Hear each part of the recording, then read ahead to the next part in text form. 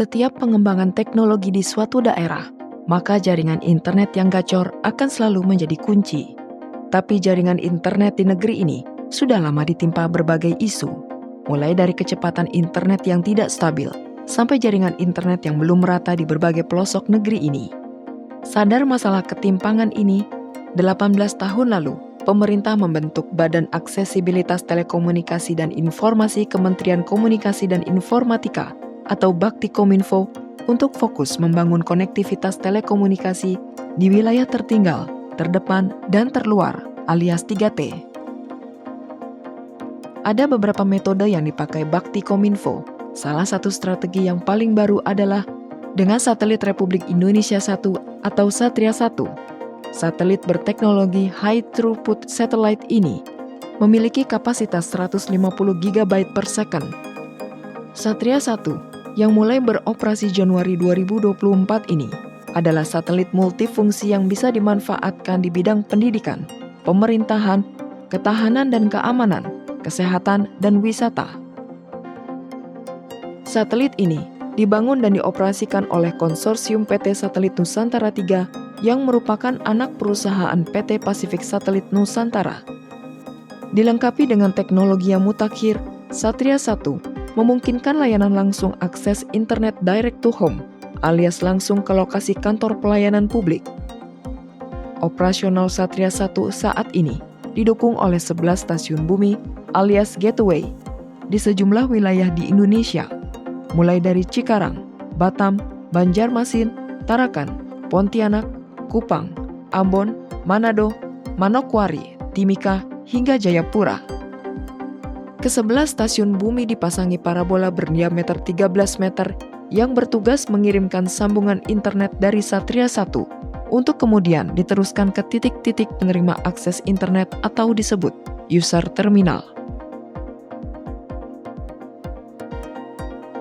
Satelit Satria 1 yang diluncurkan tanggal 19 Juni 2023 tahun lalu siap beroperasi setelah dilakukan rangkaian tes pada tanggal 2 Januari 2024. Jadi sampai saat ini udah masuk bulan ke-8 setelah operasional, beroperasi dan dimonitor di SCC atau stasiun pengendali yang ada di Cikarang sebagai primary pengendali, kemudian backupnya ada di Banjarmasin. Di luar dua stasiun pengendali itu kita terdapat 11 gateway, salah satunya ada di Cikarang. Cikarang ini sebagai gateway kedua, kemudian 10 gateway lagi yang tersebar mulai dari Batam sampai yang paling ujung gateway 11 itu adalah gateway Jayapura. Seperti kita ketahui, satelit ini didesain untuk mempunyai kapasitas 150 gigabit per second.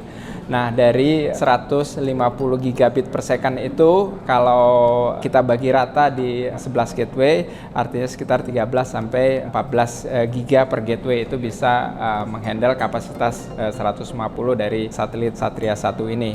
Dan ini seperti kita ketahui merupakan program pemerintah melalui Kominfo Bakti untuk bisa dimanfaatkan sebagai layanan internet di daerah 3T. Jadi sampai dengan saat ini sudah kurang lebih kita 4.000-an terminal dari rencana Bakti, sekitar 30-an ribu titik sudah dimanfaatkan. Penambahan titik layanan ini sejatinya tidak sesederhana memasang antena semata. Banyak komponen yang harus dipersiapkan dan rintangan geografis lantaran lokasi yang dibidik di wilayah tertinggal, terdepan, dan terluar. Komponen yang dibutuhkan ialah Very Small Aperture Terminal sebagai antena parabola kecil yang menggunakan satelit untuk jalur komunikasi atau terminal telekomunikasi satelit. Umumnya, antena VSAT berdiameter antara 0,6 dan 2,4 meter. Namun, ada juga antena VSAT besar dengan panjang 3 sampai dengan 6 meter. Pemilihan lokasi gateway tidak dilakukan secara sembarangan. Ada sejumlah pertimbangan yang dipikirkan sebelum memutuskan mendirikan stasiun bumi di suatu lokasi. Salah satunya adalah soal akses. Karena harus dipasangi parabola berukuran cukup besar, maka lokasi yang dipilih harus memiliki akses jalan yang memadai untuk mengangkut logistik yang diperlukan.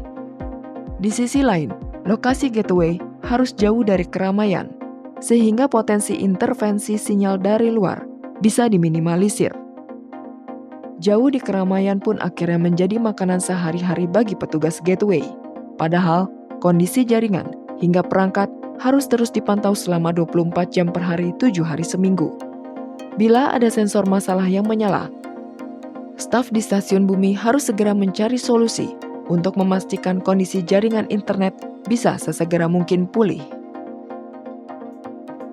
Walau Satria 1 ini seharusnya bisa menjawab masalah internet di negeri ini, tapi kenyataan di lapangan ada berbagai kendala yang menghadang.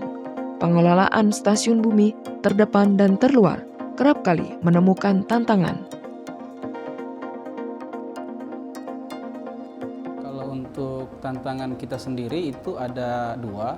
Yang pertama itu yang paling sering terjadi, ini tentang PLN. Itu ada dua case.